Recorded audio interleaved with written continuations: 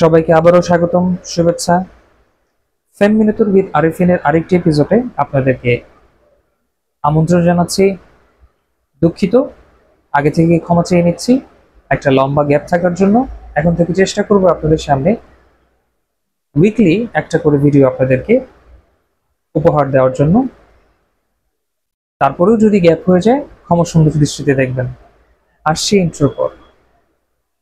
আজকে যে বিষয়টি নিয়ে আলোচনা করব, একটা খুব গুরুত্বপূর্ণ বিষয়। আসলে সবসময় আমি চেষ্টা করেছি এবং প্রত্যেকটা সেশনে অনলাইন অফলাইন এবং ভিডিওতে আমি বলার চেষ্টা করেছি এবং আবারও আপনাদেরকে একটা রিমাইন্ডার দিব। আজকে ছোট করে বলতে চাই যে যারা শিক্ষক শিক্ষিকা আছেন, বিশেষ করে যারা ক্লাসরুমে প্রতিদিন আপনাদেরকে উপস্থিত থাকতে হয়, প্লিজ আপনাদেরকে একটা অনুরোধ, আপনারা আপনাদের প্রতিদিনের একটা এক্সপিরিয়েন্স, যে চ্যালেঞ্জগুলো ফেস করছেন, যে হ্যাপিনেস মোমেন্টগুলো আপনারা এক্সপিরিয়েন্স করছেন, please try to create a journal, একটা রেকর্ড বুক ফলো করেন। প্লিজ ফলো আর record book, write it down, write everything that you are facing.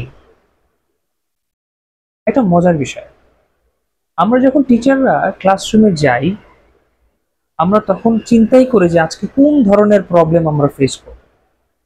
We don't think about that we will be facing challenges. Instead, we think about we will be facing problems. তখন প্রবলেমটাকে চিন্তা করতে করতে করতে করতে একটা bubble, এত বড় bubble তৈরি করে ফেলি যে বাবল থেকে আমরা বের হতে পারি না। তো যারা টিচাররা আছেন, আপনারা চিন্তা করবেন প্রতিদিন এক একটা challenge that you are facing, and whenever you write it down, that means দিন শেষে যখন এই চ্যালেঞ্জগুলো আপনি আবার দেখবেন, তখন আপনার মাথায় কিন্তু এক্স্যাক্ট টাইমে যদি এটার সলিউশন না আসে, পরবর্তীতে সলিউশন অবভিয়াসলি আসবে। I know in certain times your brain doesn't work, but still আপনি যখন পরবর্তীতে এই সলিউশন প্রবলেমসগুলো নিয়ে বসবেন বা চ্যালেঞ্জেসগুলো নিয়ে বসবেন, আমি আবারও একটু ভেঙে নিচ্ছি। আপনি যখন এটাকে প্রবলেম মনে করবেন, তখন আপনাকে সিরিয়াস ইস্যু মনে হবে। আপনি যখন এটাকে চ্যালেঞ্জ হিসেবে নেবেন, তখন এটাকে আপনি তখন একটা ফাইটিং মুডে যাবেন যে না, I have to try myself. I need to try for once, I have to try for once. দেখি না কি হয়, দেখি না চ্যালেঞ্জটাকে আমি ফেস করতে পারি কিনা, সলিউশন পাই কিনা। এবং যখন আপনি এটা জার্নাল করবেন, দিন শেষে রাতের বেলা দুটো হোক, অ্যাটলিস্ট দুটো, তিনটা হলে বেস্ট, দুটো সলিউশন বের করার চেষ্টা করবেন। যে কোনো চ্যালেঞ্জে ফেস করছেন, স্টুডেন্ট হোক, ম্যানেজারিয়াল হোক, ম্যানেজমেন্টের সাথে কোনো ঝামেলা হোক, লেসন প্ল্যান নিয়ে কোনো ঝামেলা হোক, ক্লাসরুম ডেলিভারি নিয়ে কোনো ঝামেলা হোক, প্যারেন্টিং কোনো ইস্যুস হোক, what ever it is, try to right it down. And end of the day আপনি যখন সেটা রিভিউ করবেন, try to right 2 solutions. 3 is perfect, but 2 at least. আপনি চিন্তা করেন প্রতিদিন যদি আপনি অ্যাটলিস্ট 6 মাস যদি আপনি এটাকে ফলো করেন, দুটো করে সলিউশন যদি চিন্তা করেন প্রতিদিন, তার মানে আপনার নিজের কতগুলো সলিউশন বের করতে পারছেন। ধরেন সবগুলো 6 মাসে 6টা মানে বড় একটা challenges you faced, but still আপনি 6 মাসে 6টা থেকে দুটো করে সলিউশন বের করেন 12টা। আপনাদের স্কুলে টিচার্স আছেন ধরলাম 10 জন টিচার, 12টা করে সলিউশন। Think about that.